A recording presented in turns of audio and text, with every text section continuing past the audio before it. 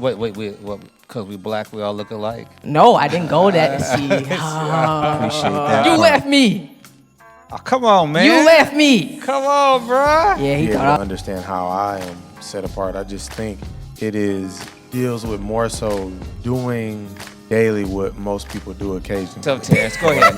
I'm about is to where I'm call you getting Bill Clinton, bro. This is- Don't no, keep it moving. no, Keep it moving. I'm keep not it moving. Bill. I ain't got no Monica Lewinsky. No.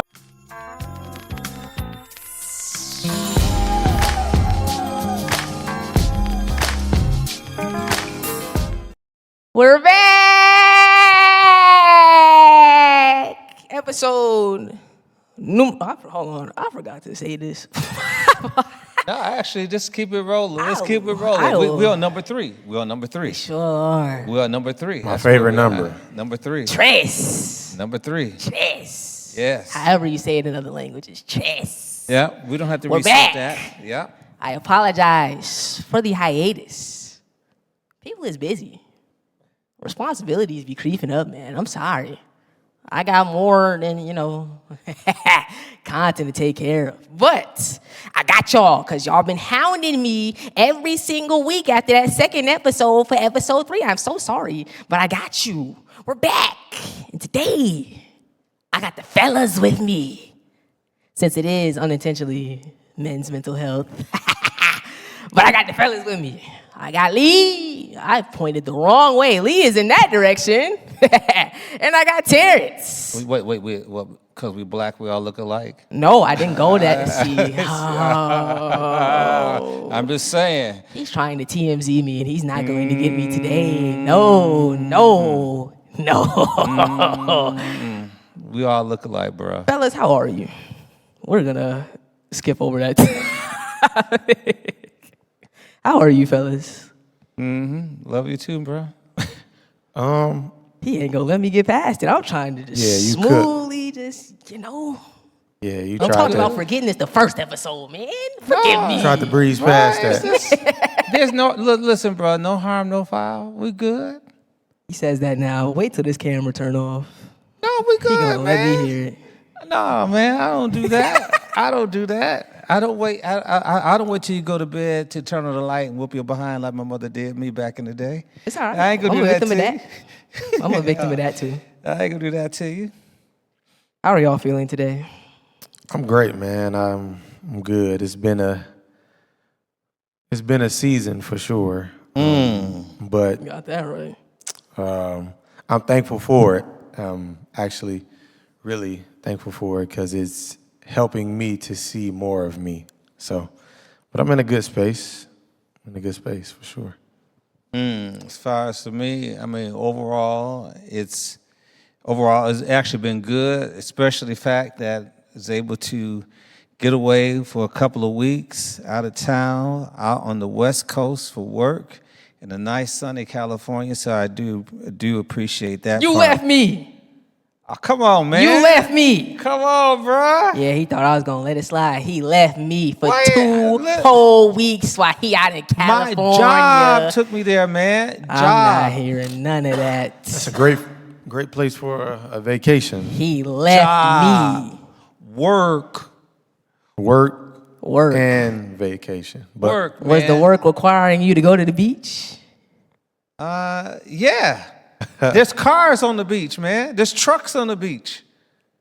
We got the 4x4, you know. Lying that lips deal. are an abomination to the Lord. He left me. No, I He know didn't. what he did. He No, left I me didn't. for 2 weeks. No, I didn't. I'm to back. deal with My bad. hellfire and brimstone Oh, for 2 my. weeks. Wow, really? But you know what? Really?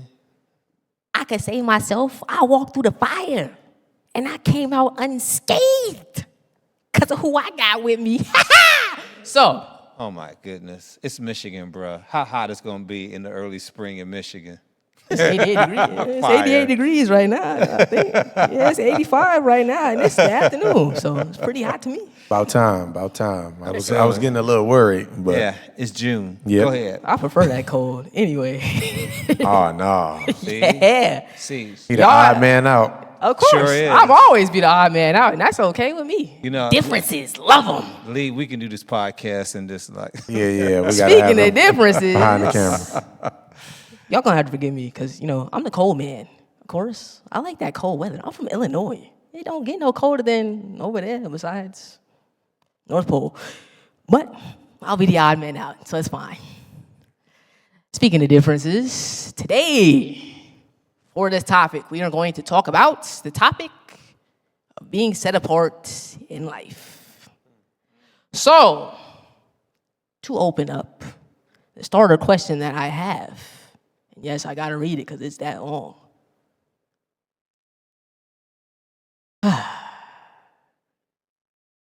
If someone looked at your life for a week, what would make them think you're set apart? Oh, well, y'all looking at me? Go ahead. Anybody can open up on this one. There is no order. So first of all,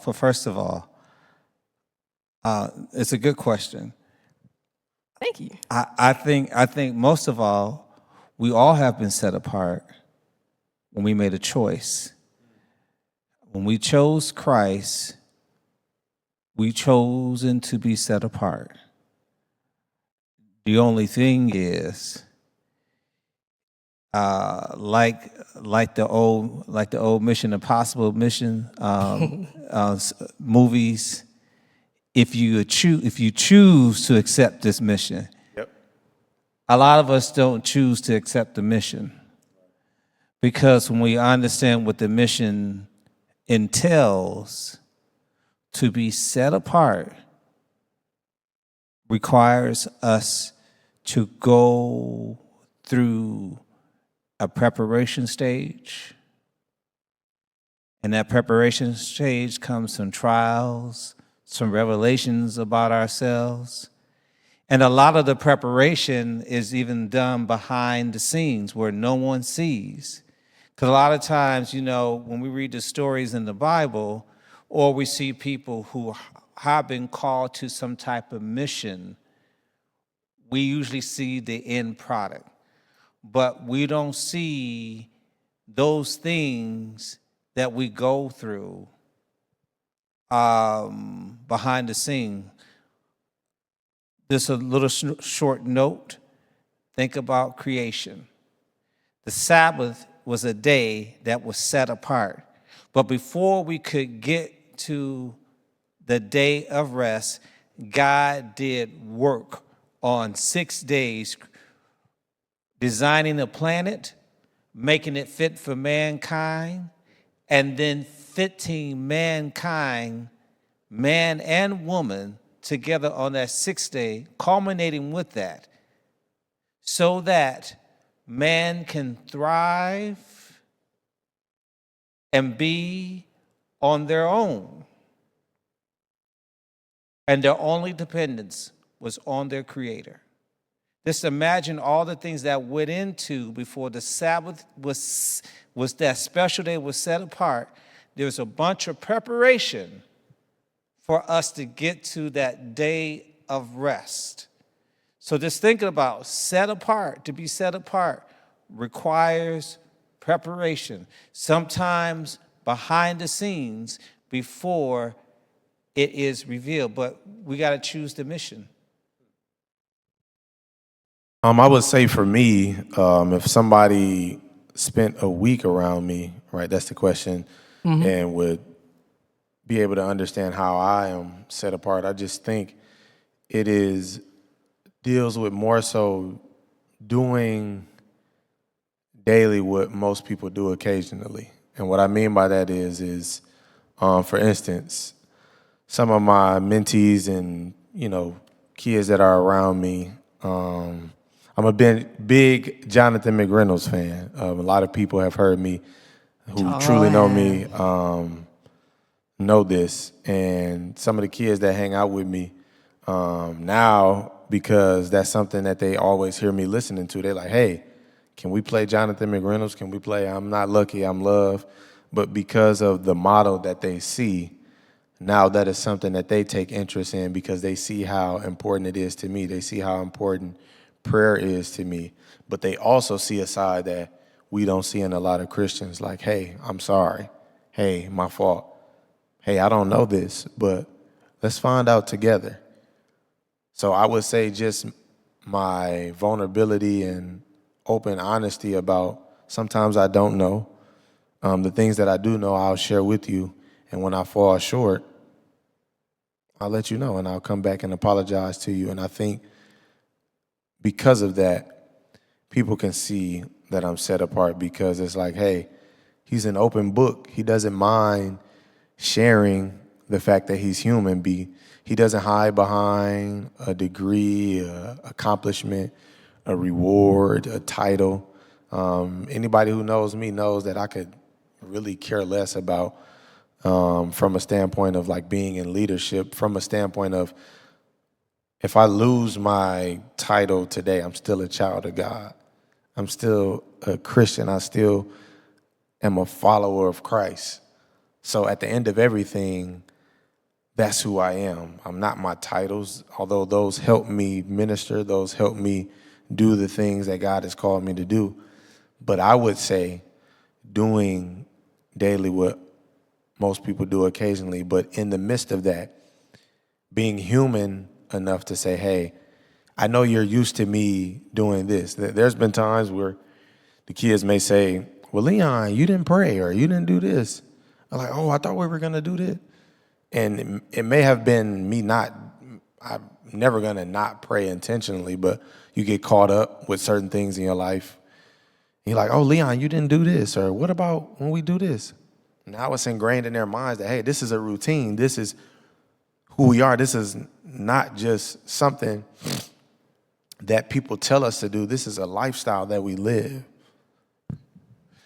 So, you know what? After listening to my brother,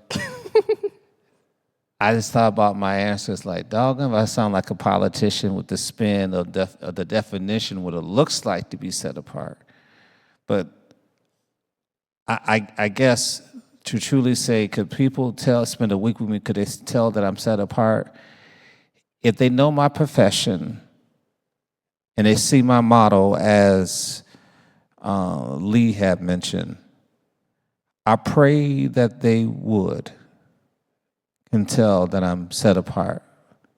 I just pray that they would.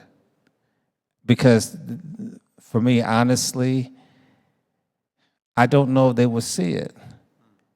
Because part of it is based upon what is their expectation. I profess to be Christian. The folk at this church knows my position, my role in this church. And I pray that I'm modeling the role that I've chosen to walk. So I hope they would see it. I don't have to add anything more because he kind of get the gist of what it means, that set apart life, how I model. But I just pray hope they do see it. For me, I feel like if you spend a week with me, I'm gonna give you a glimpse of how set apart I am. It may not be the full thing because even here, it took people it took people four years to really Come out your shell. Yeah, it really took them 4 years to really see that I'm not. I'm not what y'all think I am. Y'all can't box me in, you know? And so if you spend the week with me, you of course will see that I am set apart. But what defines set apart for me is a lot of people tell me my ability to reflect the Father. And that comes in the nature of me being unapologetically me in any circumstance or any situation.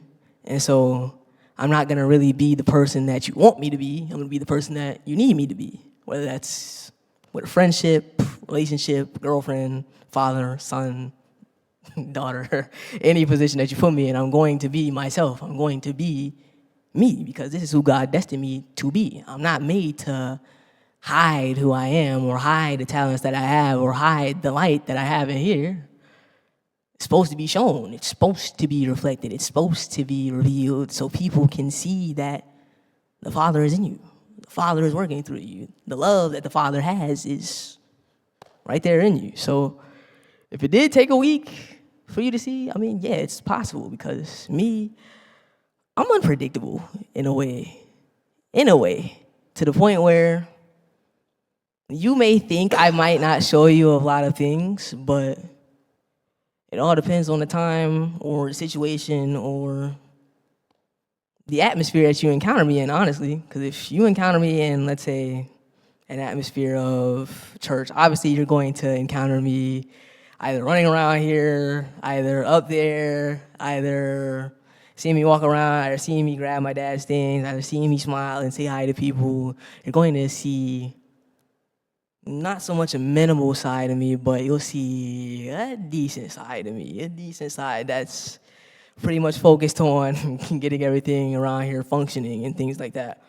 But if you're encountering me, let's say, outside of church, you'll probably see me, jamming in my car to music, mad loud. You'll probably see me, talking on the phone to my friend, very loud. You'll probably see me watching TV. You'll probably see me in some form of my element because that's how I move. It's how I operate because this is what I do. This is just how I operate in my world. It's just how I feel. And I'm not doing that to, not doing that to kind of keep you guessing or appear mysterious. It's just, it's just how I move. It's just how I am. So, of course, you'd see I'm pretty set apart from the normal crowd or the normal pastor kid or the normal.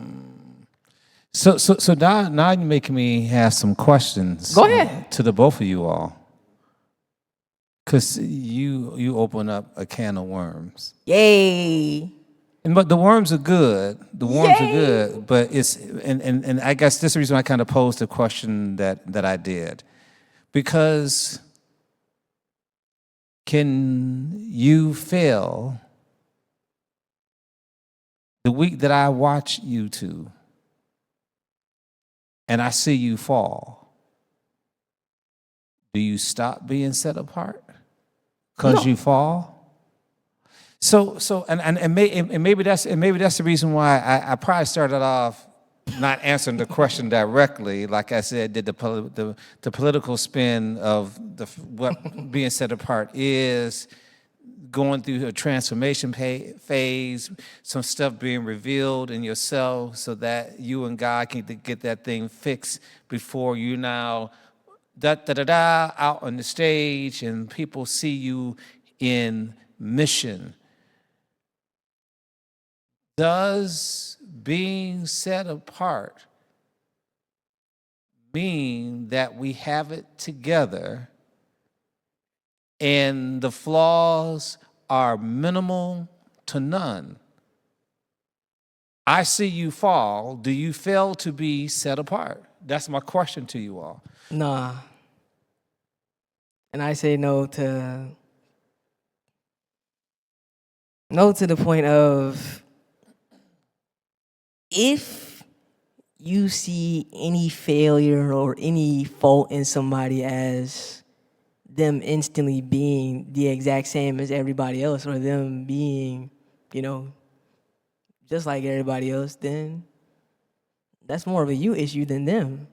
Because I may still fall, but my fault won't be the exact same as if Leon were to fall or if you were to fall.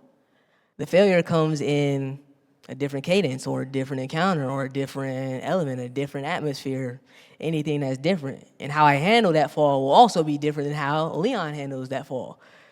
If I fall, you might see me, not saying anything, or me with an angry face or something along those lines. If you were to see Leon fall, Lee, how you do it? Failure most of the time. Write about it, pray about it. Get rest. So it's like. But the thing is, does it diminish you for still being set apart? I say no, because being set apart, the falling is a part of being set apart. Here's why, because if I can't, it goes back to what I said from the original question. If I can't show you my flaws, think about what you said Sunday, right? When it comes to Adam and Eve, the reason why they were covered now because what had been exposed about their character was embarrassing. So now I have to be covered. And now from Adam and Eve up until present day, I put on this mask. I cover myself. Obviously, we need clothes. We don't want to go out and just be walking around like they were. But when it comes from a mental and emotional standpoint, I'm going to put on the mask. If we were to ask somebody right now, hey, how you doing? Good. I'm okay. They're not going to break down how their week is actually going. But falling is a part of being set apart, because if I'm perfect, why do I need God? Being set apart is fully dependent on me. Like someone said, like, I'm not informing God about what's going on. He already knows. I'm making a daily decision to involve God in my life so that the fifth fall doesn't look like the first fall. So in other words, the first fall was like, hey, maybe I didn't know what I was getting myself into. The second fall, the third fall, you knew what you were doing because I corrected it. I showed you whether it was scripture. I brought somebody in your life to show you a better way. But now the fifth fall, and maybe because we're going to fall. We're sinful human beings. And I always like to clear this up when I say this. That doesn't mean because we are born in sin that we have to stay in sin. Because Paul would say, just because we have grace, does that mean that we abuse it and sin more? No. Falling is a part of being set apart because it shows the believer, the new believer that's coming in, or the person that's watching you model Christ-like character. Oh, Christians aren't perfect. They have flaws like me. But the difference is they're handling it in a different way. Me being mad at you is okay. But it's how I handle it. Okay. Yeah, you left me. So it's like falling is a part of being set apart because it shows people now I can be vulnerable. I can bring my stuff to the table and say, Lord, I'm struggling with X, Y, and Z. Or better yet, DayShaun, I'm struggling with this. Hey, can you help me? Because if I see that now, then I'm more prone to be like, let me get around a community of people who struggle with this and who have healed from this and who have fallen like me. But the fall looks different because I didn't fall and stay there, or I didn't say, well, this is the end all be all. I allow God to pick me up and say, hey, this is the way. You're still flawed, but as long as you remain in me and I in you, there's nothing that you can't accomplish. But here's the one thing I appreciate about God. Because all of the characters that accepted the mission that God placed them on, other than one, there's only one who never failed. Praise God, that's our Jesus.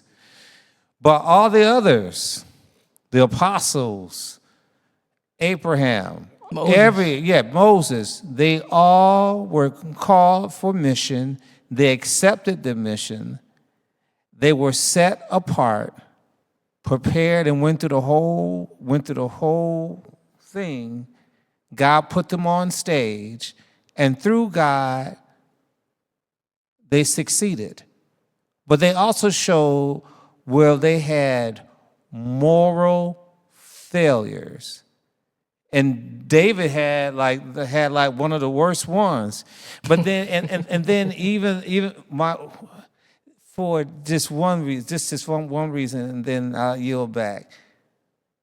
King Manasseh, one of the very last kings of Judah, had epic fail. Mm-hmm. Epic fail. So bad, God said, I'm done. And he allows him to be taken captive. But the moment he is taken captive in Babylon, he comes to his senses, begins to pray, repent. God sets him free, restores him back to being one of the last kings, and he's in the lineage of Jesus Christ that you read about in Matthew chapter 1. And so he had epic fail. But the thing is, we believe in our humanness, We watch each other, we see each other, we see a pastor, what have you, set apart to lead a church, set apart to do evangelism, set apart wherever the mission was, have epic fail. And we are done with them. But God, in his word, says, I'm not. Because I knew he and she. Most of all, I know that you and them are all flawed. So then one thing we can say in our conversation tonight, being set apart does not equate to perfect and doing everything right living. It's just simply saying, this is one of the things that I was trying to hide from the world, Terence, that you didn't deal with, and you got hoodwinked by Satan, and now your failure is being broadcast live. Whether it is publicly known or within your family, a fall is a fall. But it does not mean that God takes back the calling that he's had on each of our lives. Y'all cooking today, man. I like that. We out here eating today. All right. Next topic question. Let me pull it up. All right. Is being set apart more about what you avoid or more about how you live?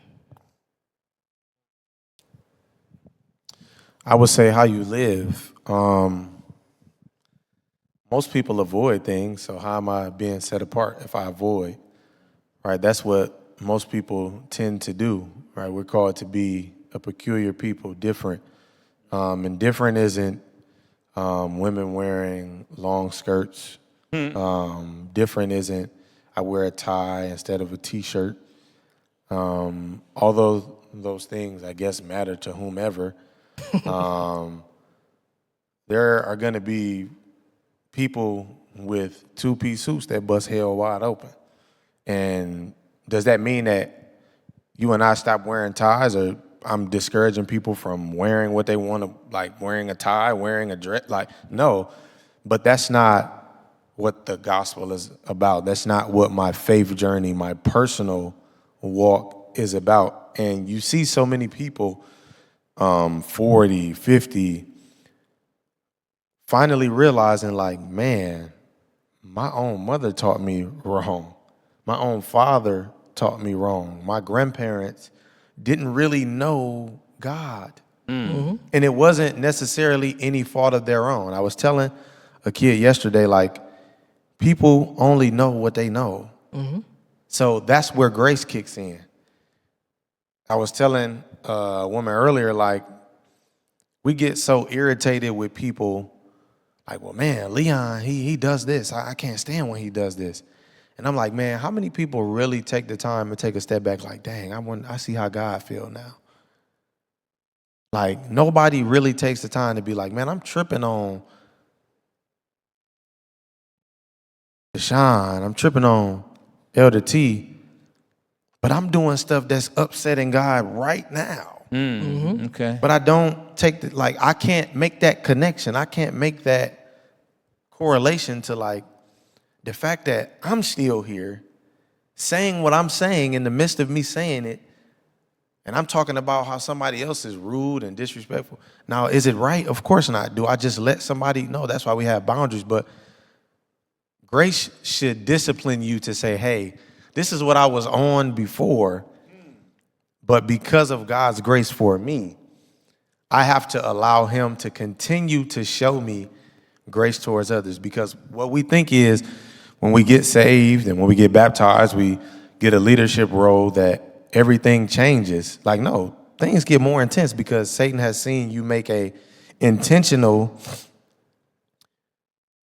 public declaration, I will serve God. And that's not always easy. Your father even said one time in one of his sermons, the hardest part of the cost is the call, answering the call. If truth be told, we don't always feel like doing that. And me avoiding is only going to make things 10 times harder. It's like school. If I keep failing the lesson, I'm going to just keep rehearsing it until I get it. So God is gracious enough not to say, bro, you just not going to get it. Like we do, like Satan does. Like, man, you might as well just. And I've been there before. I've been there recently. Like, man, y'all don't want this. You don't care. You look what you're doing. And then God had to check me like, bro, don't you got stuff in your closet? But look where you at. You're better than you were before, but you still got stuff. So why am I avoiding when I can go to somebody? But then that's me talking. I know that. But think about the person out there that only knows what they know. So me saying that versus showing it, like, no, it's about how I live. And how I live is not Genesis through Revelation. That's cool that you know that. Paul again said, if you can know all the laws, bruh. But if you don't have love, it's like you just got a lot of information stored up with no action behind it. So I don't need to avoid it. I need to live it. And that's not always easy because you can feel pressure. Because it's like me, I'm in a season where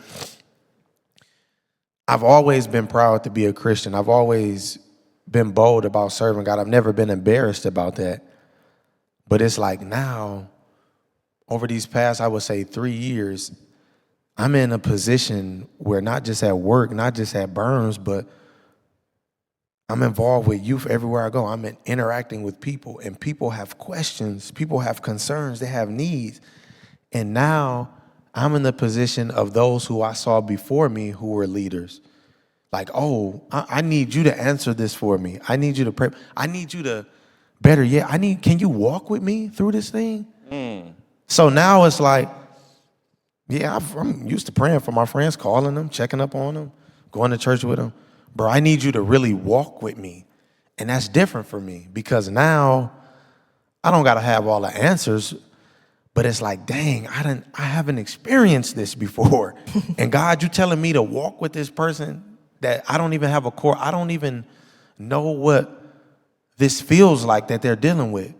I can be there, but like, so avoiding only makes the problem bigger. It only puts you in a position where things get worse.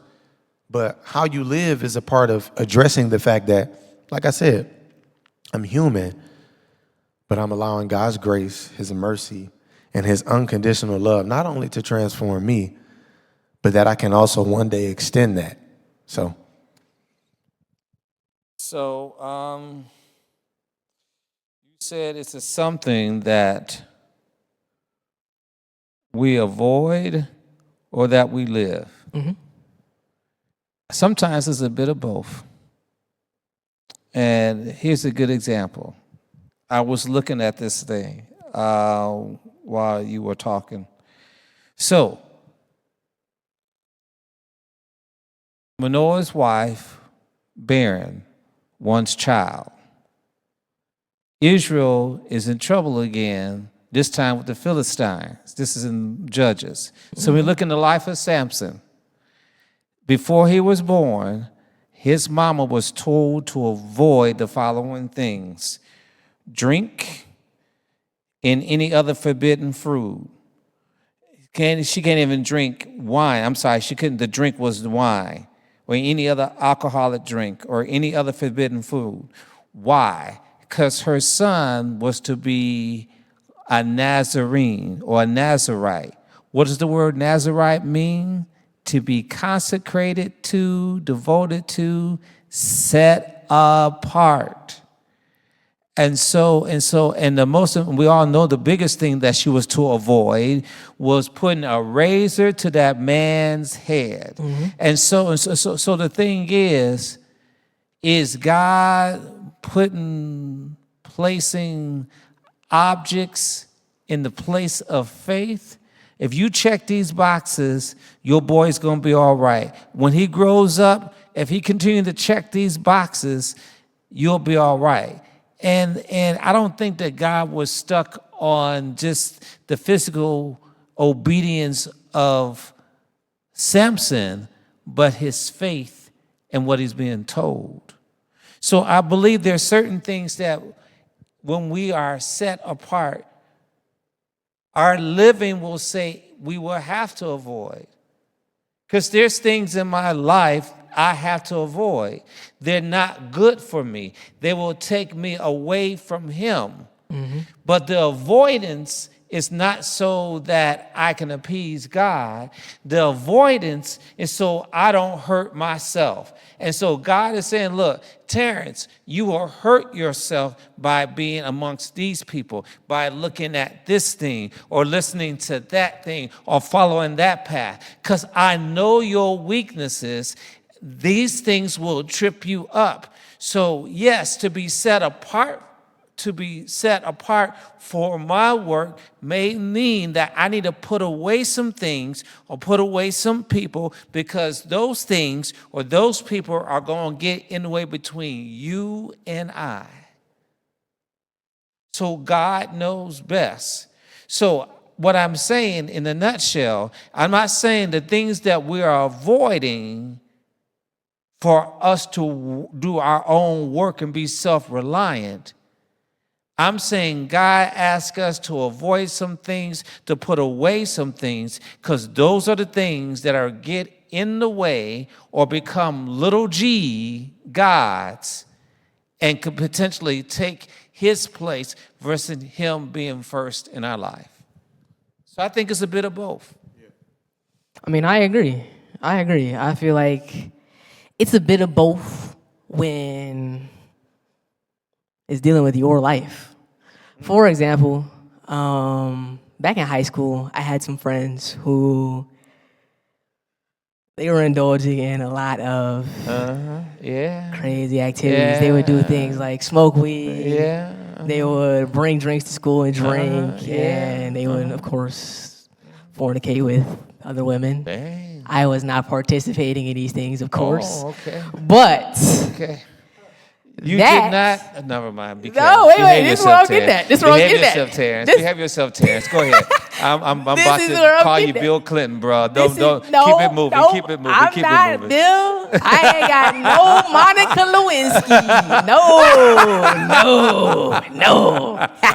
So like I did not. Clean.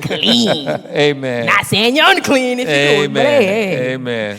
My point was they were indulging in these types of things, and of course these was my homies, and of course when you have people around you that indulge in these types of things, they're obviously going to try to spread this type of lifestyle towards you. However, me being myself and me knowing what I know and me being who I was at the time, when they would offer me to do things like smoke weed, I'd be like, no, I'm not doing that. And they'd be like, why? Why are you not doing this? I'd be like, well, one, I need this up here. And it's obvious that when y'all indulge in smoking weed, of course, that takes away a certain part of this that you didn't have before. You weren't able to use this part because now you've just smoked this part away. So, of course, I'm not going to indulge in that because I see the damage it's done to y'all. And, of course, I need this, like I said. I need this to advance. I need this to grow. I need this to be better. And two, it's obviously not doing nothing good for y'all. So what's the good it's going to do for me? What's the good it's going to do? Yeah. So when they heard me say that, they was like, oh, snap. Like, he's really about what he's saying. 'Cause That's right. every time they would do it, Set I'd apart. be like, nah, I'm not doing it. Set They even apart. put a blunt up to my face one time. I smacked that thing out their hand on the ground. And they was like, damn, wow. like wow, Set he's not apart. doing it. So, yes, avoiding certain evil things that could possibly damage you both physically, mentally, body, partly, godly is part of being set apart. However, I do not want these things to make them feel like they're not able to be the same way that I am because they do that thing. Okay. I'm not making them feel less than because they do that certain thing. I'm not making them feel less than because they smoke weed, because they drink, because they fornicate. You all have the opportunity to grow in the same way that I do. And if you don't, of course, I still love you. Y'all are still my dogs. They still my dogs to this day. But I'm not doing it. Right. But I'm not going to diminish you because you're doing it. I'm simply going to accept the fact that this is your free will. This is your choice. This is what y'all chose to do. Y'all chose to smoke weed, drink, fornicate, everything else. But will I not love you? Will I throw you to the side? Will I cast you? No, because I see you as more than that. I didn't become friends with y'all because, one, that y'all wasn't smoking weed when we started, y'all wasn't drinking when we started. That's not why I became friends. I became friends because of the relationship that we had outside of you just doing these dangerous things. And so, of course, I value you. I value you as a person. I value your character. I value what you bring to my life. I value what you bring to the group's life. I value the things that you bring to your life. And of course, I want to push you to do better, and I did, of course. And it made impact sometimes. Sometimes they'd be like, yo, look, big bro, DayShaun told us we can't keep smoking weed, bro. Y'all know what it's doing. And it has some effects on certain times. But sometimes it's important to recognize avoiding doesn't always mean to diminish somebody. It doesn't always mean make somebody feel less than. Because there's countless times in the Bible where people have done something wrong, or something wrong was done to that person, or something was done wrong that they didn't have any control over. And they were insightful, or they were opportunists, and saw this as an opportunity to diminish that person's character. That's not what I do. We could take Samson, for example. Samson, he was fornicating with multiple women, and drinking and touching dead bodies and doing everything the Lord told him not to do. However, it's important not to be like, okay, just because he's falling, this is the end of him. Just because he's falling, he's not going to grow any further. Just because he's falling, he's not going to be better.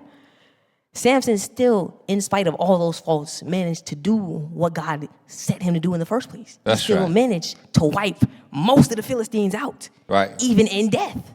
Correct. Even through all those faults, even with Right. the haircut, even with the loss of strength, he still managed to find himself back. So I accept the fact that faults happen in most people, even in myself.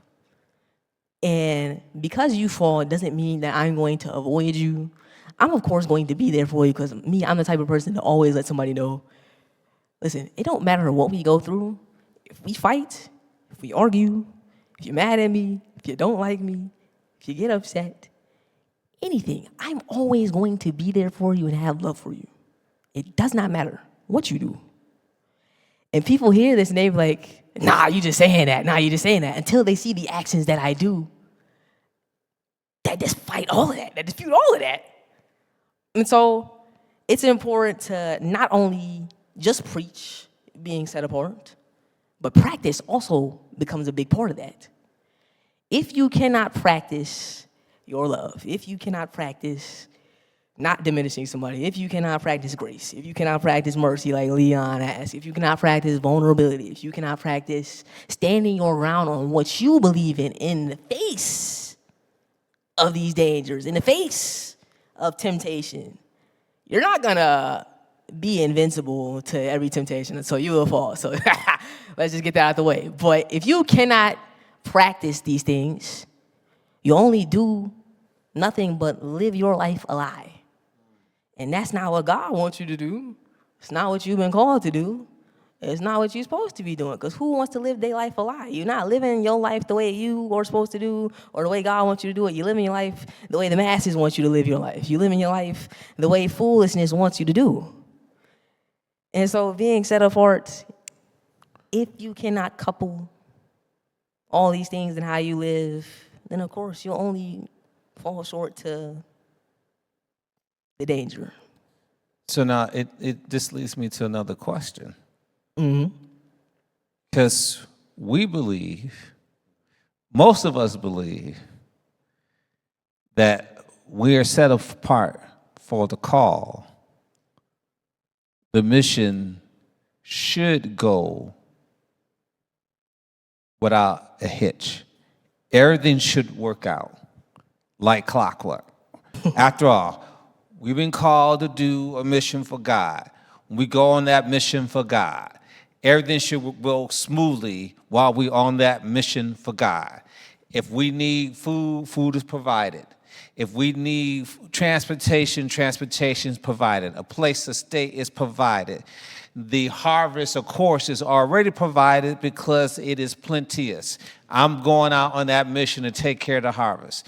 So, because again, we're on mission, we've been set apart for the call, should this be then an appropriate expectation for the things that we are set apart for work out in every aspect in our favor? Or should we have the blinders taken off our eyes and open to see? I'm doggone, hope I'm not giving myself away. Maybe I am. But the thing is, though, should the blinders be on with the expectation, because we're on a call for God, we've been set apart for God, that the mission works out and goes on without a hitch? There's no problems. We're not going through any obstacles. Everything's going to work in our favor. Is that true? In the sense that when we are set apart and we choose to accept the mission. No, because it's like I mentioned briefly earlier, just because you are saved or you are God-fearing doesn't mean, just because you're set apart doesn't make you exempt. Mm-hmm. So what I mean by that is I may be set apart because of my lifestyle and my commitment and my daily obedience to Christ, but that doesn't exempt me from being tempted.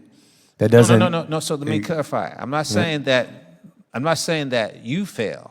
No. Right. Yeah. He's saying in general. He's saying in general. I'm saying. Okay, Oh gotcha. yeah, I get what you're saying as far as like, I'm speaking from the expectation when someone's coming in and they're trying to get an understanding of what it means to be set apart. That doesn't mean that because I'm set apart for holy use, that doesn't mean I'm exempt from real life situations and problems. Yeah. All right, yes. For the simple fact of, when you look at people in the Bible, these great people who did great things, they endured rough times. Moses had a temper, but God still used him. He had a speech impediment. God still used him. Right. Joseph was betrayed by his brothers, but God still used him. Yeah. He was tempted by his master's wife, but God still was able to use him. Paul, in the road to Damascus, God was able to still use him. Right. Because Paul had to see on that road when he was blind that it wasn't a physical blindness, it was a spiritual blindness, because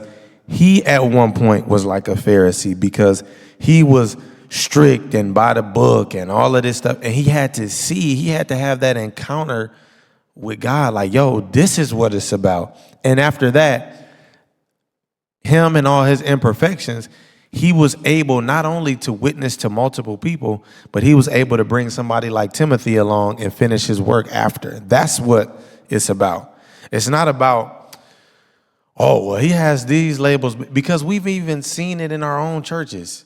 These people, because a lot of people won't say this verbatim, but a lot of people live their lives not by God's standards, but by an elder standards. Or a pastor standards. In other words, like, I'm only going to go as far as my pastor goes. And what you don't realize is that your pastor, as he is just as flawed as you, she is just as flawed as you, if not more. But what you've done in your mind, you've seen a title, you've elevated them, and now when they fall, you keep them where they are. So now my view of you, because you preach the word, because you do this, but yes, there's a standard that we all should uphold. Because I'm not a believer of, because I'm a pastor, I should be more aware than Elder Standifer or DayShaun. No, maybe my calling is greater or requires more than you, but we are all children of God. So when I come into a personal walk with God and he shows me things, because the Lord can't hold me accountable of something I don't know.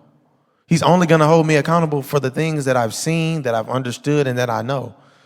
So this being set apart, it doesn't excuse me from trials. It doesn't excuse me from, David was a man after God's own heart. Job Look at all he went through. Right, Yeah. right. And his own wife was like, yo, you might as well just curse God and die. That seems like right. look at everything you going through. And the funny thing, he didn't sign up for that mission. That was thrust on him. Yeah. And it's like, that's the thing, like we have to get out of this notion.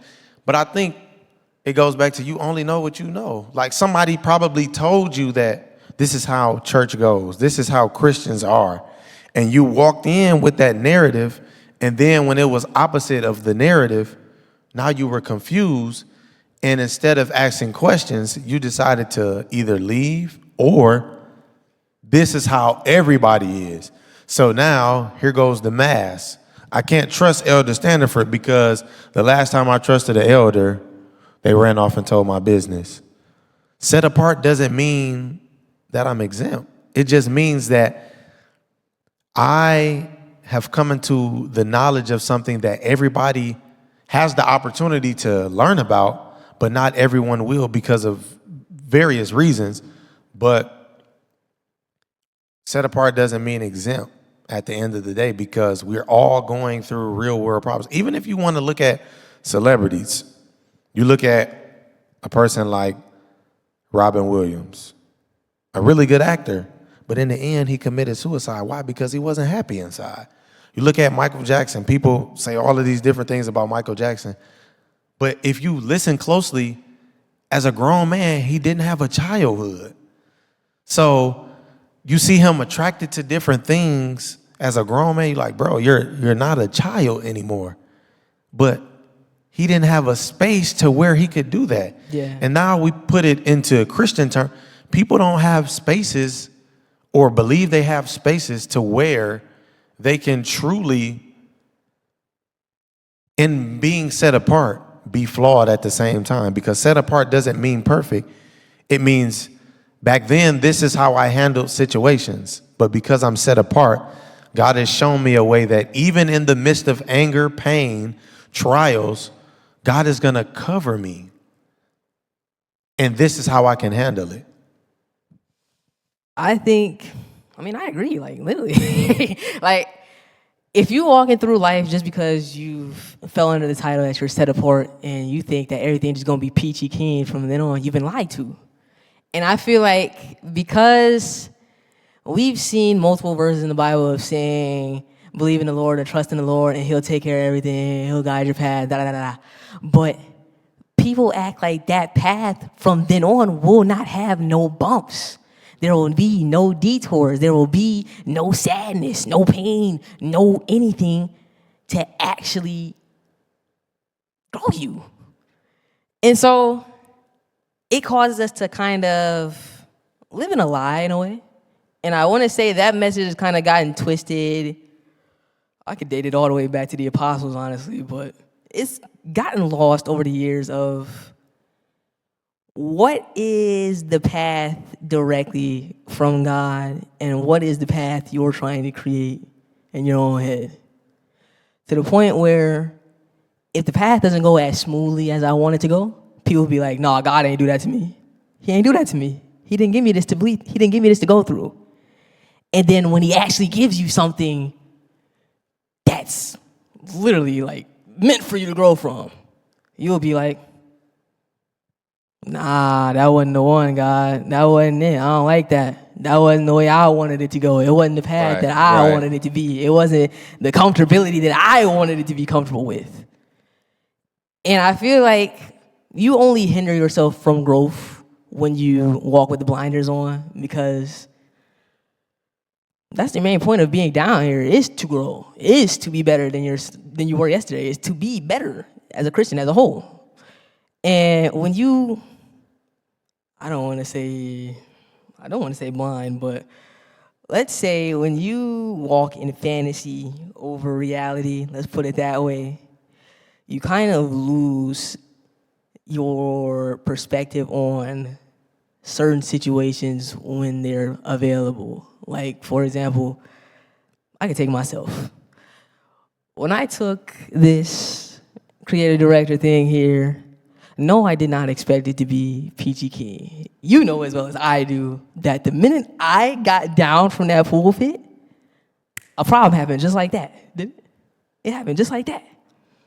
But I didn't see that as an opportunity to be like, dang, God, why is it not going smooth like you said it's going to go smooth in these scriptures? Why is it not going to be peachy keen like this? And I had to look at myself and be like, if you think everybody is going to be happy with everything that you do, you're wrong. If you think somebody is not going to be displeased with certain things that you've done in life, you're wrong. Sometimes people get mad at you when you reach the heights that they haven't reached. And in doing so, it's not meant to be, how do I say this? It's not meant to do damage for you. God is not putting that in your life for you to do damage to yourself or to your own mind. It's meant to grow you. And I grew from that. I grew from that whole situation of the problem happening the minute I got down from there, because I knew this is what's going to happen in this role now that I've taken it. This is going to be more common the more these things go on, the more the days go by, or the more stuff that I produce for this place. It's going to happen. So if you're prepared, you know how to deal with it the next time it happens. And of course, it's not meant to get to you or destroy who you are. It's meant to build you. It's meant to build you. So when I do send you to newer heights or bigger heights than you were before, you're ready.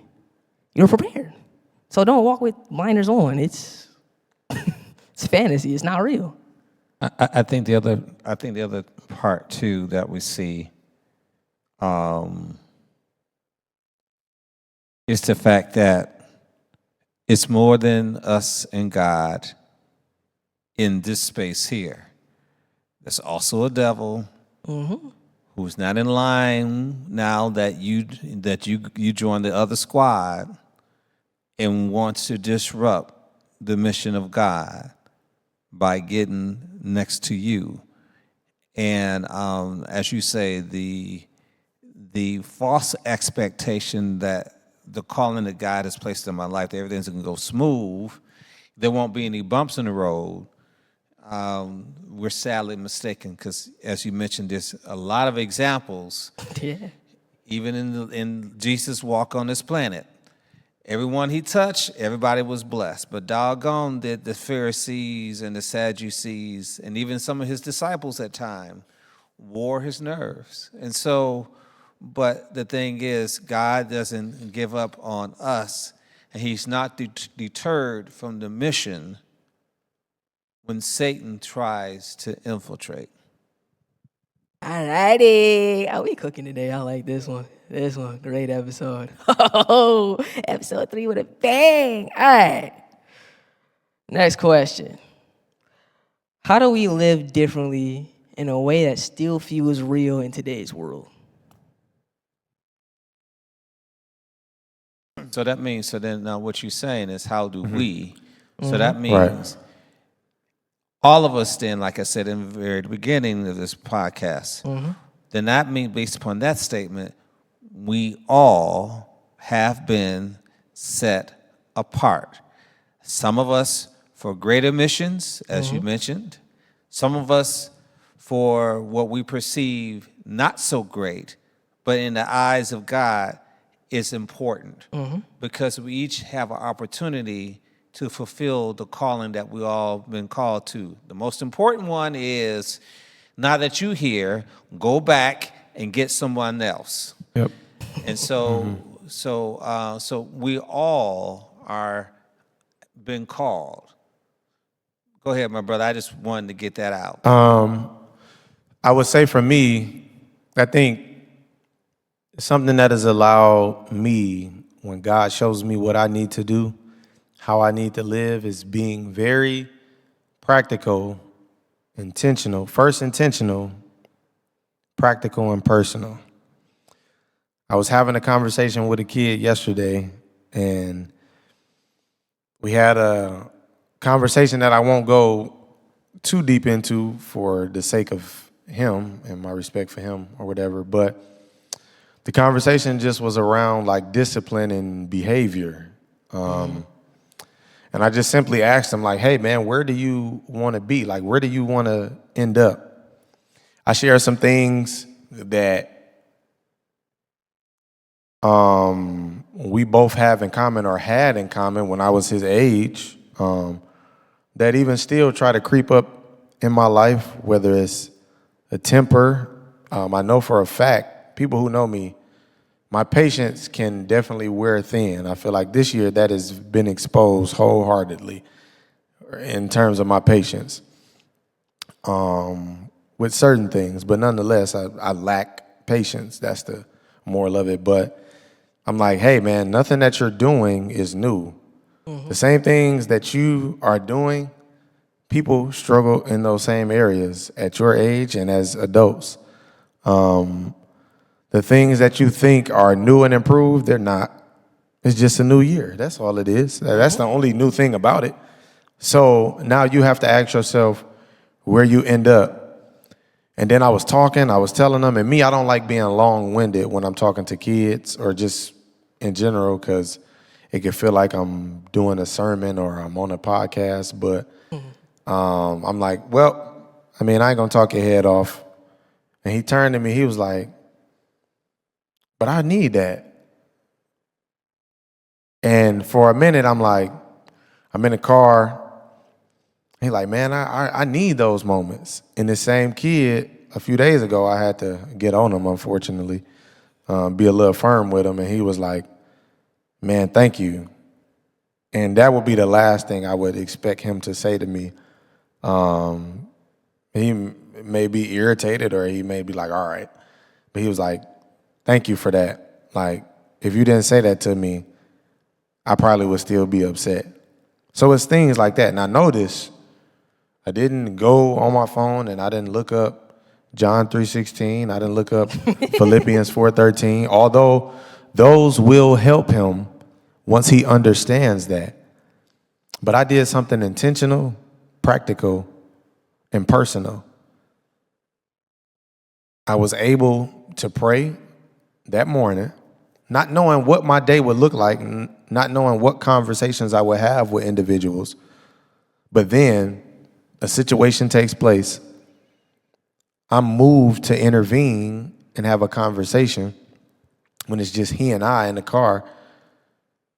And because I did that, now you have a kid that's saying, hey, man, I need more of that.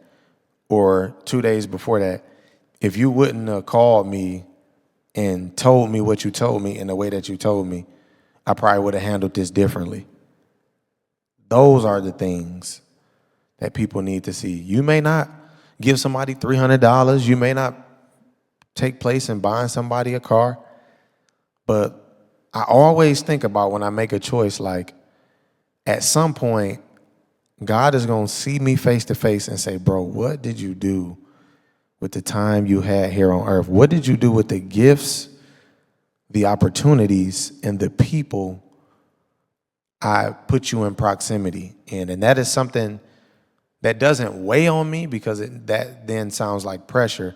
But that's something that not motivates me, but allows me to go to God daily and be disciplined in the fact that, Lord, I don't want to be perfect. I want to be available and obedient. So now, to answer your question, is to be intentional. That comes from praying and talking to the Holy Spirit every day for divine instruction.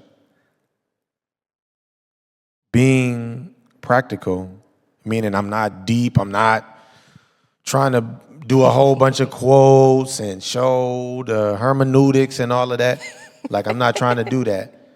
But also being personal, not forcing the personal, because I can't help you with something that I've never been through. But the things that I have experienced, I struggled with my temper before. I struggle with patience. But when people can see like, yo, this 27-year-old man, this 50-year-old man, this 18-year-old struggles with the same thing I do. It's somebody else out there, because people really don't believe others are going, because of the mass, because of the embarrassment, that if I tell you this, you're going to look at me wrong. It's like, it's like when you meet a person, right? A woman in my life, right? When I met her, I'm like, yo, she cool. Like, I wouldn't mind being around her. But then when I got to know her, And this is nowhere near no slight against her. Like, it's like, oh, it's more to you. And vice versa. It's like, oh, no, this is like, yeah, you pray, you do all that. But there's another side of you that I'm learning that now we both have to give each other grace. So now, understanding that, it's like, I got to be practical with these people. I got to be personal. And through that, they see the human in me, even being set apart. Mm-hmm. He's vulnerable enough to say, hey, my bad. I fell short today. But this is how we get back up. This is the way that we do it. This is how. And it's not easy. But when people can see that and not just hear it, it makes a world of difference. So I don't have to change my image. I don't have to do what I see other churches doing that are getting a whole bunch of popular feedback. I just have to be available, open, and honest, and involve God in my life so that he can show me how to witness and minister to somebody in the way that I believe that you can do that is being intentional, practical, and personal.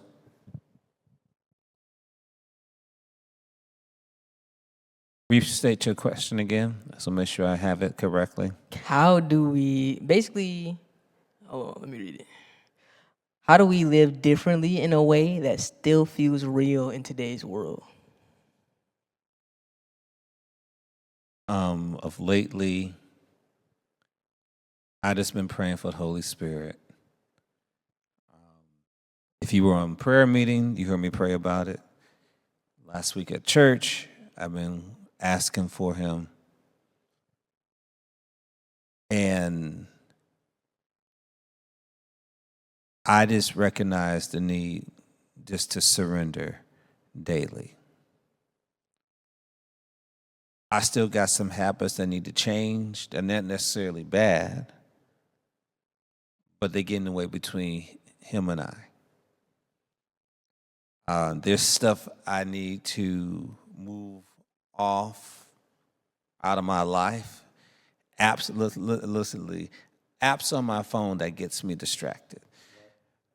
The game on TV that distracts me.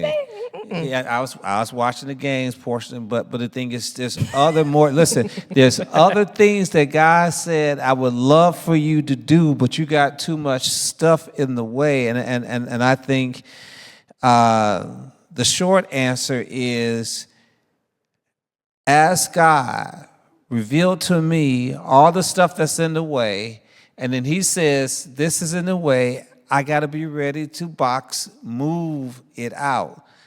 In the words of your favorite artist, make room. Yep. Make room for him. Yep.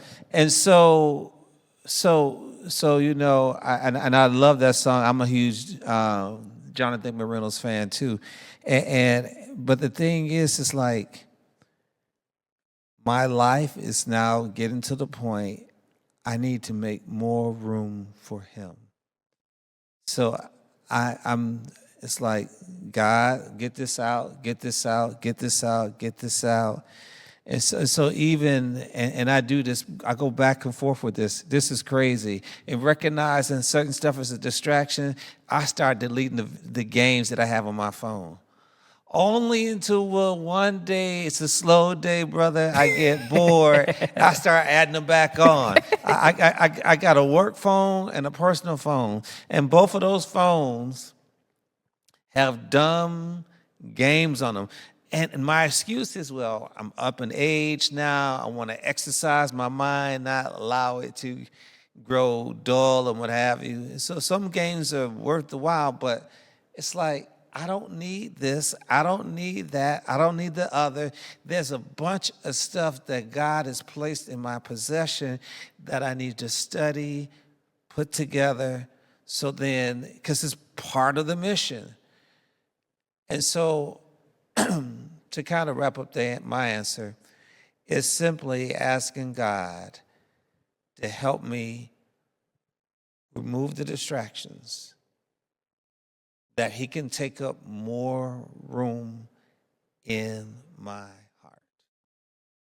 And that's how I'm living now, of getting rid of the distractions so I can focus more on him?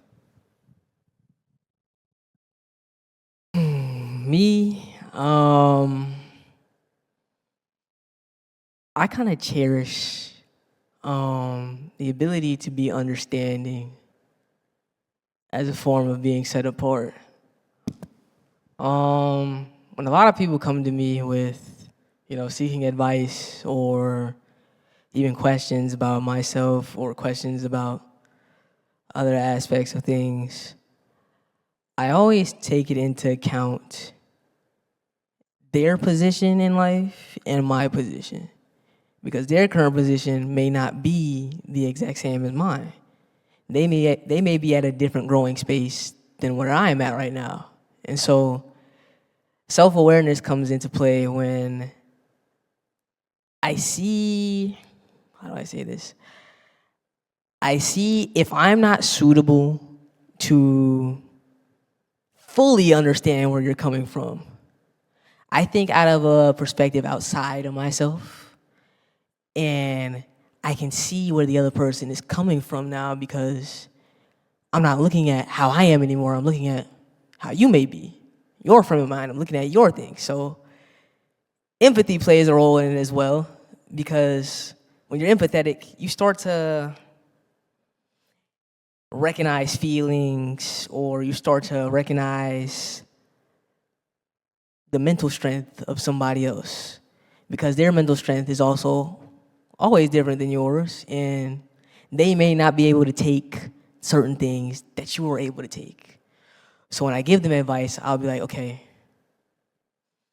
I know right now it seems like it's unbearable, or it seems like you can't do this. And I'm not going to pull out John on you. I'm not going to pull out Revelation on you, because what's that going to do for you? It can do a lot, yeah, but it's not what you want to hear right now. It's not what you need to hear right now. What you need right now is a real world scenario.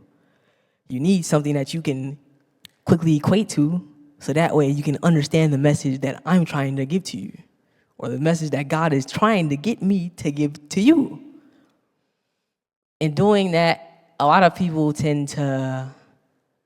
like my advice as a result, because I'm not really hiding who I am still, or I'm not just making your situation about me.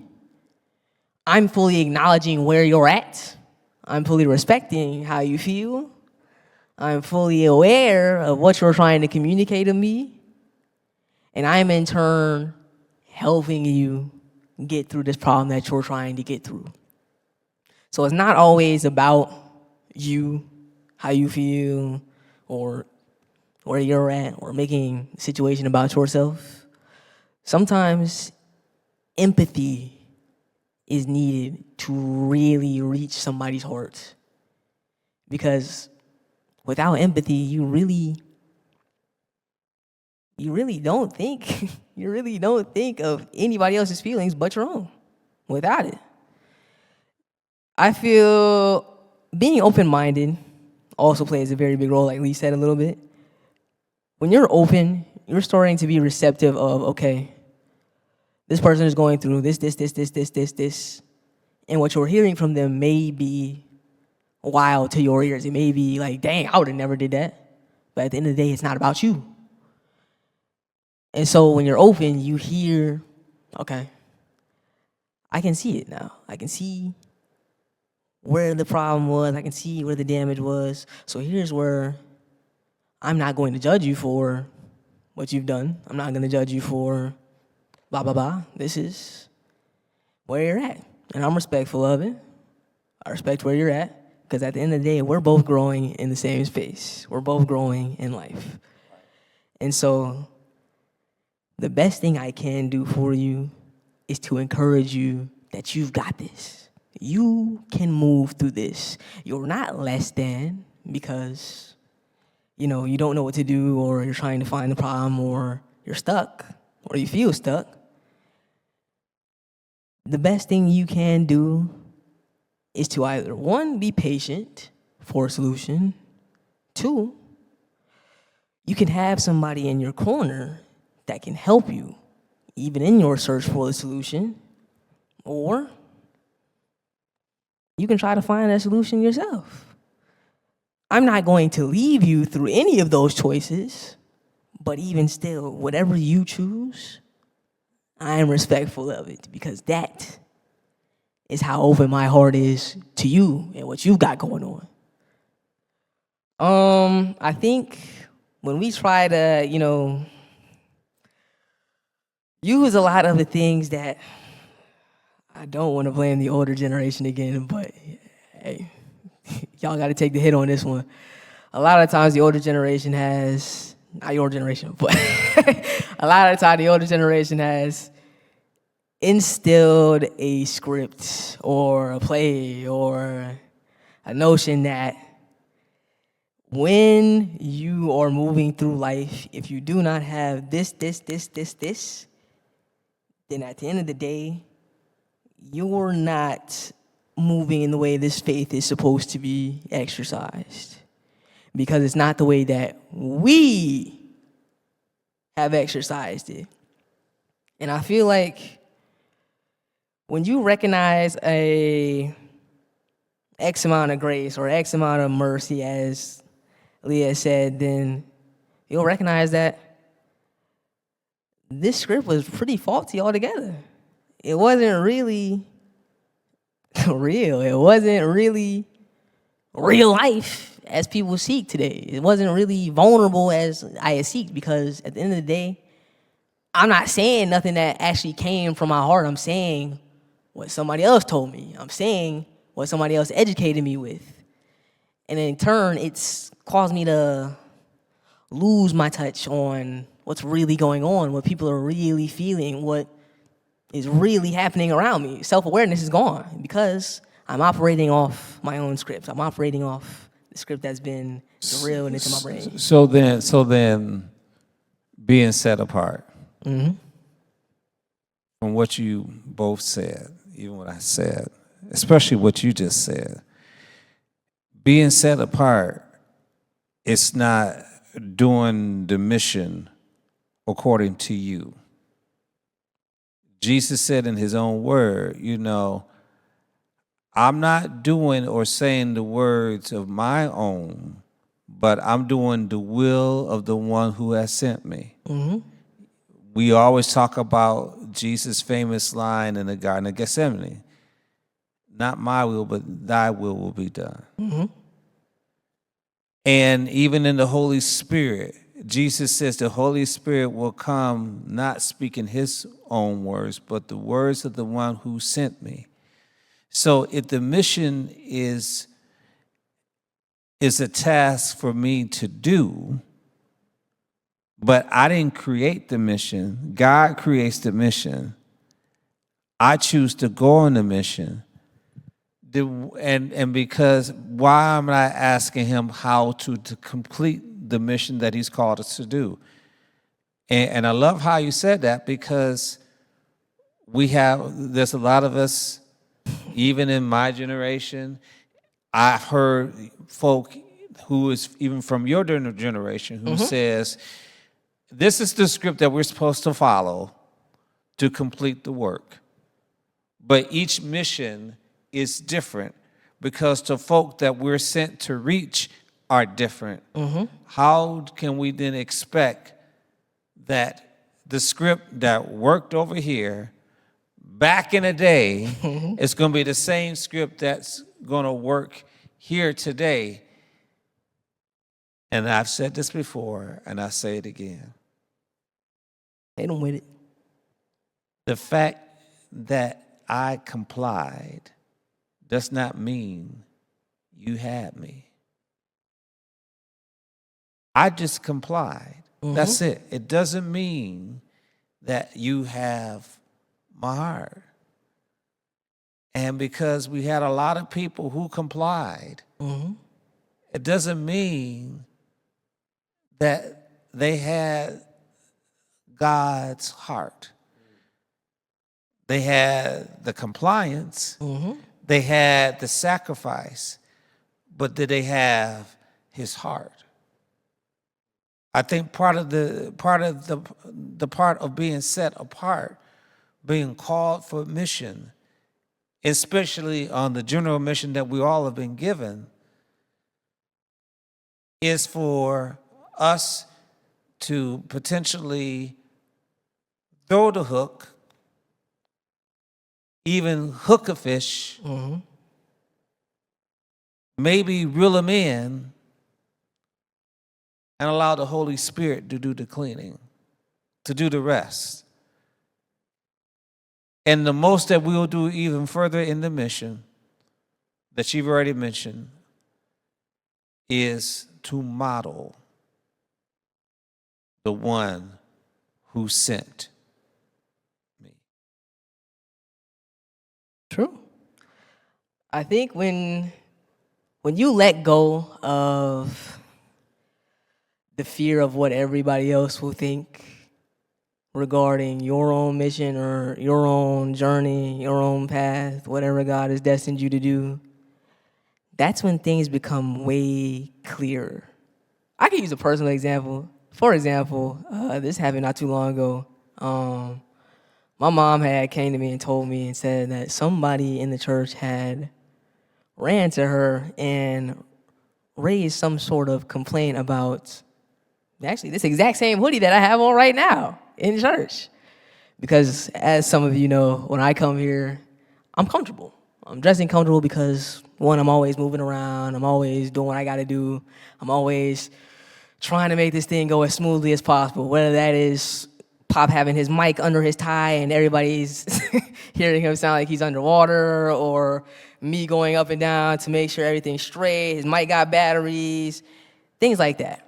So I dress comfortably because with all this moving, I would legit pass out if I wasn't in comfortable attire. And so, what? Go ahead. No, why you look at me like that? Why you look at me like that? Lee, you know, there's some of us who don't dress this way, and they up and down the stairs. Okay, I will give Terence his props. Terence has moved in uncomfortable attire. However, his tolerance ain't my tolerance. Absolutely not. Different mission, right? Different mission. He Different can do mission. it. I can't do it. I can't. But they raised a complaint about this exact same hoodie I have on, and it was something along the lines of, wow, this hoodie has wings on it. That doesn't look pretty good, does it? Mind you, this thing doesn't just have wings on it. Actually, Terrence, read the hoodie, please. Read what it says on the back. Can you see it? Everything? Yeah, Go ahead. I can read what it see says on the back. I can see. Read what it says on the back. Yeah, it's a dreamer. A life without a dream is like a bird without wings, which can't fly. Now, I can see off face value, you can see, he got a two-tone hoodie with wings on the back. He is wearing something demonic, something non-angelic, blah, blah, blah, blah. The problem was, not only did you went through my mother to try to get to me, but two, you took this thing at face value and didn't do your own due diligence of finding out what that hoodie means to him, what that hoodie has on is in the first place. They couldn't read the words. They didn't read the words. They didn't try to do any of that. You saw that opportunity to raise malice, and you took it. Now, me hearing this, I was like, okay,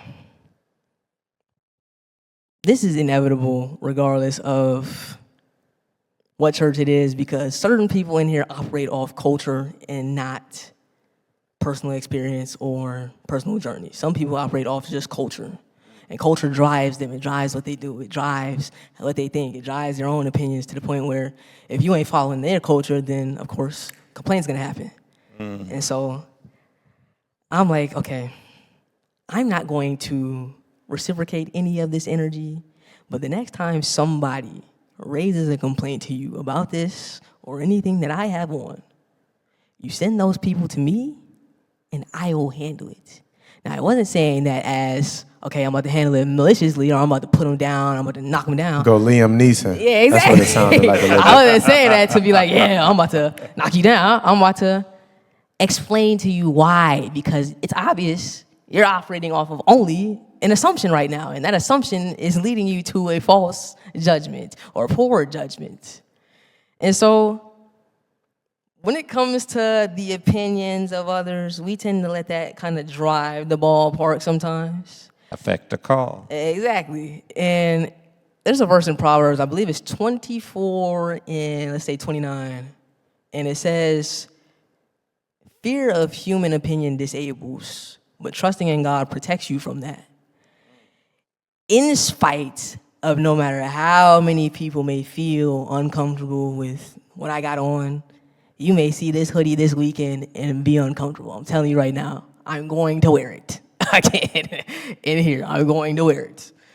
That's not me being defiant. That's not me being hard-headed. That's not me being like, oh, what you say don't matter all the time, because I will take what you say into account. It's part of the job.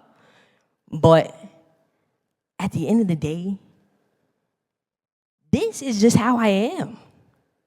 And whether you may like it or not, or whether you may find it as an error or a piece of flack up in here, this is a minor part of me that you're focusing on instead of recognizing the major ways I'm being set apart up in here.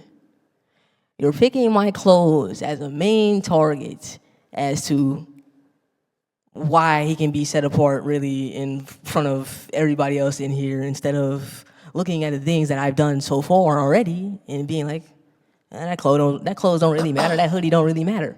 I've done things like made a logo for this place. I've done things like made content. Me and Leon have started an entire podcast on this place. But you choose to focus on the outside appearance instead of the inside, the actual actions, the actual things that I've done. And sometimes opinion will trick people out of their own position into thinking that they're not doing good anymore, or this is really a problem that needs to be addressed, or it's an actual thing that's like, it's an actual problem, and it's just minor stuff that is only meant to distract you from the goal. So, beware of human opinion. Not every opinion is God sent. Not every opinion is meant to improve you. Not every opinion is constructive criticism. Sometimes destructive criticism even happens in the church. We know this from being here X amount of years. Destructive criticism can happen no matter where it is. So it's important not to let that define you or drive the boat, because it's not it. It's not the end. It's not it. Because I could also see where some of us are not cool with being set apart because of the fact that the wiles of Satan or the actions of others could scare you off the post. And so we can't be fearful of the obstacles that will come our way if we want to be set apart. One time I was going through a rough patch, and my elder Bradford, when he was here, I went to him because he's my mentor, and I would talk to him. And I was telling him, I said, Elder, there's folk who getting on my nerves and blah, blah, blah this and blah, blah, blah that. And I'm expecting that he was going to give me some great words of wisdom. You know what he told me? He said, pull your big pants up, boy. This is part of the call. That's real. This is part of when you're set apart, that folk will get on your nerves. Folk will make you want to quit. But the thing is, he says, you got to hold fast. You got to stay firm. What does Jesus says? To him that endures. Finish the race. I don't have to come in first. Just make sure I finish the race. And so when we're set apart, understand Satan's going to try to knock us off our square. People are going to try to knock us off our square. If we're true to the calling that God has called us to, no matter what it is, we have to be willing to endure it all. It's just interesting what Jesus says to Paul in vision. Must things you must suffer. Before Paul accepted the call, he says, I will show you much things that you will suffer for accepting this call. Why? Jesus says, the world will hate you because it hates me. And also, know that your failures, God has a funny way of turning those into fruit. When you really see every story in the Bible, you see multiple failures that he turns into plenty of fruit. Let's take, I could take any character, but let's take Elijah for a second. Ready? When you look at Elijah's story, he starts off as this big prophet. This man comes in, he talks to Ahab, throwing down statues, telling Ahab it ain't gonna rain. He's out here telling him, unless I say so. And Ahab's in shock because it actually happens. And then he defeats him and calls the fire down from heaven and wins the all-out God battle between God and Baal. And then afterwards, he gets wind that Jezebel is out to kill him. And then all of a sudden, Elijah is like, yo, Jezebel about to kill me, I'm out of here. So all of that faith that he started out with, it ran away along with him. And sometimes it can happen to us in the point where one thing, like we said earlier, is enough to trick us out of our position.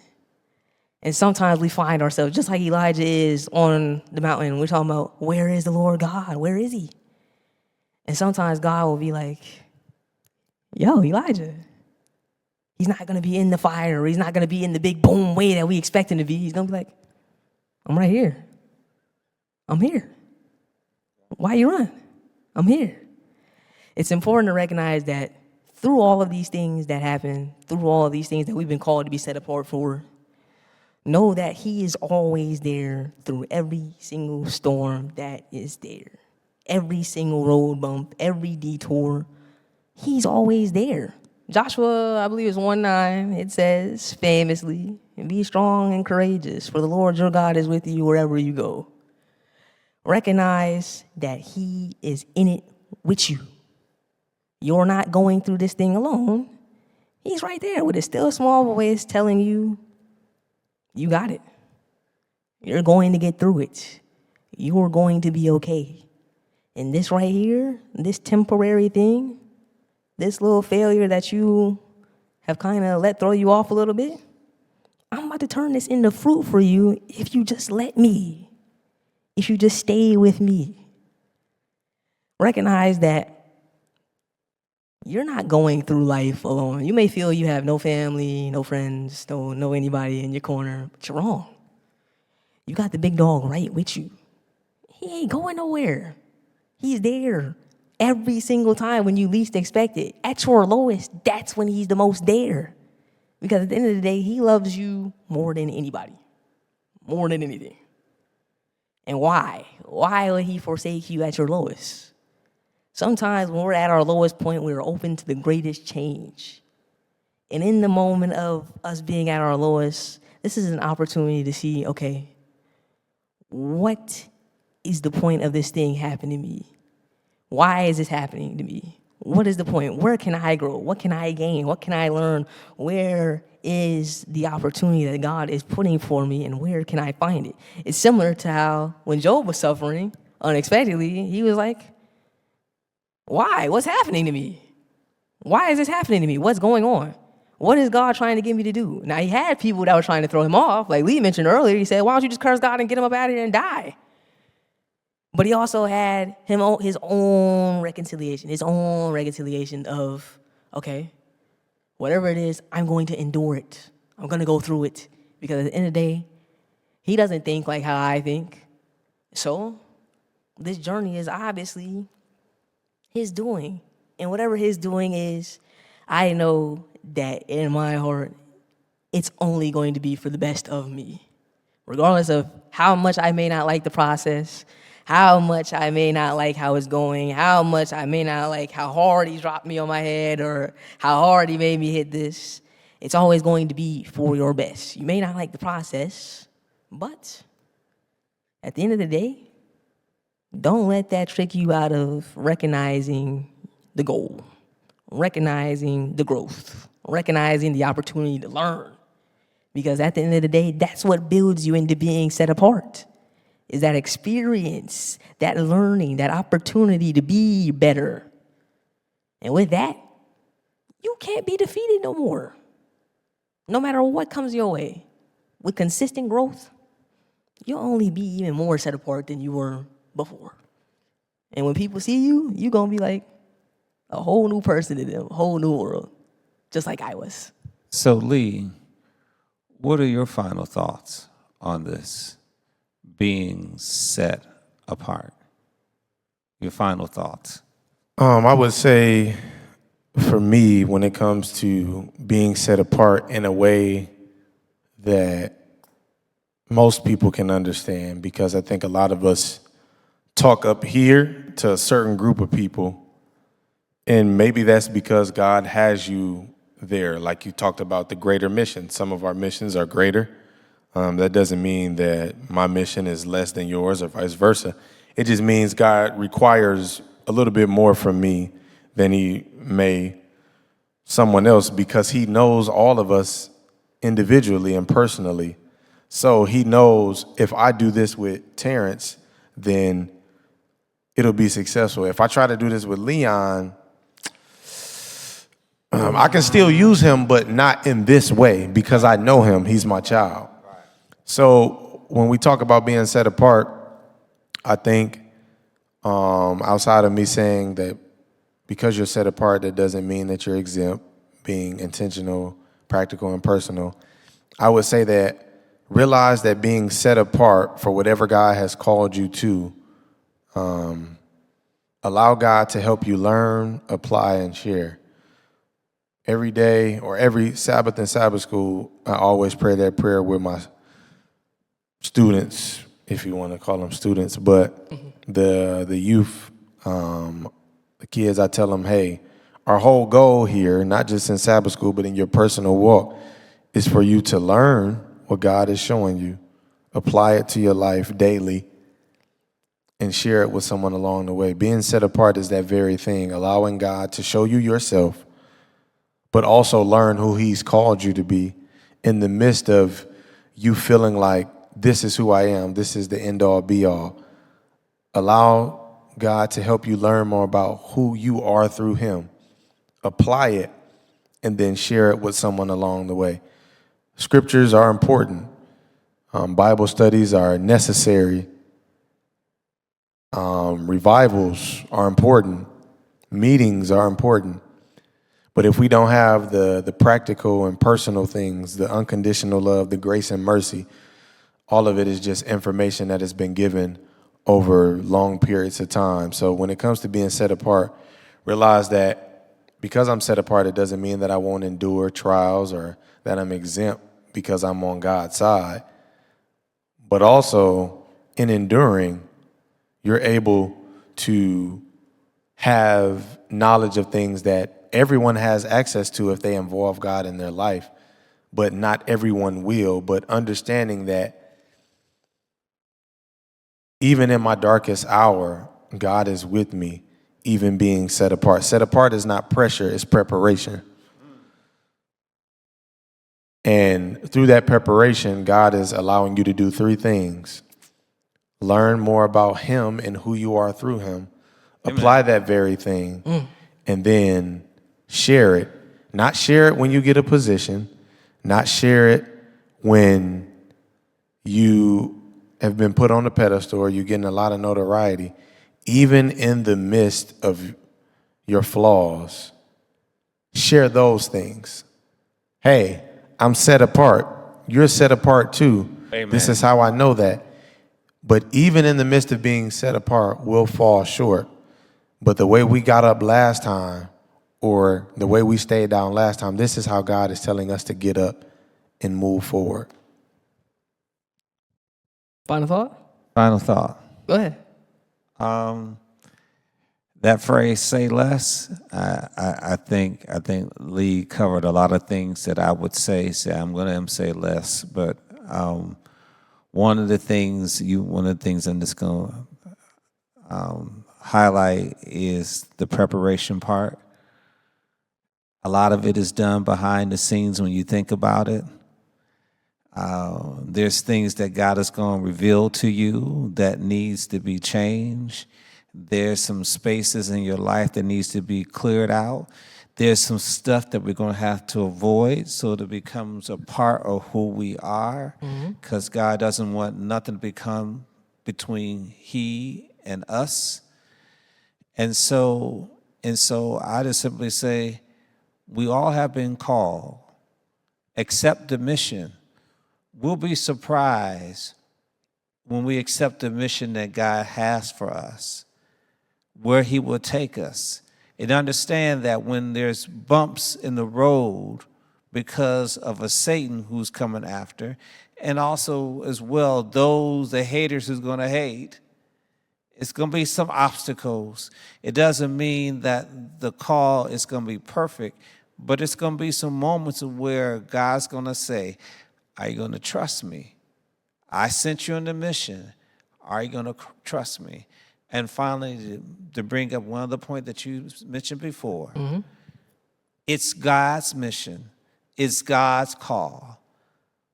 Throw away our own scripts and our own learnings and yield to Him how He wants us to say, when He wants us to say it, and who He wants us to say it to. Let us trust Him with the call that He's put us on. My final thoughts. Final thought from me. Number one, be you. Nobody is going to be yourself for you.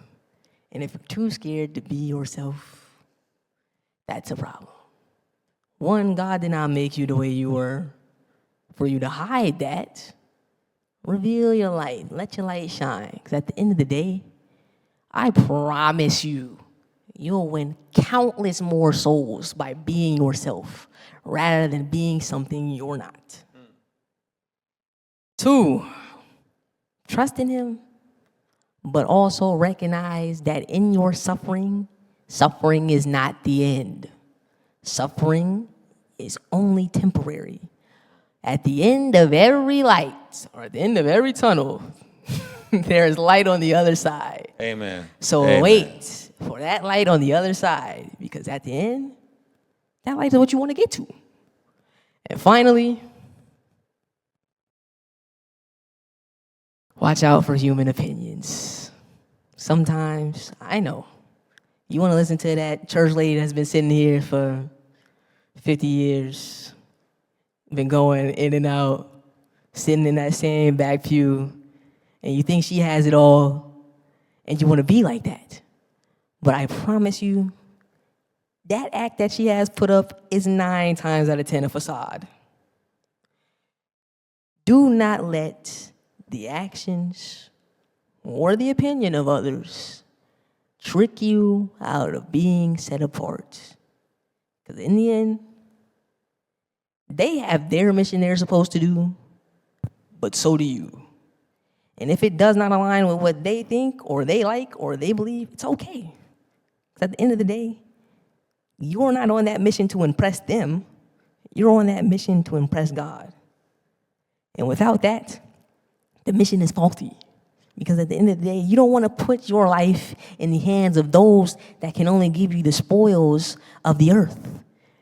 You want somebody who can give you the entire spoils of everything in the universe. Something far greater than any man on this earth can give you. Are you going to put your life in the hands of people who do not know best for you, or the one who knows you inside and out? The one who made you with his bare dang hands.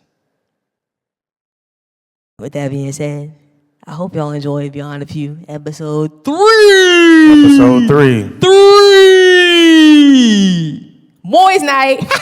Boys' night. Hope y'all enjoyed episode 3. Episode 4, when will that come? I don't know. Honestly.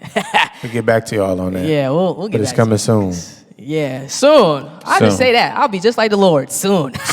Soon. You left me.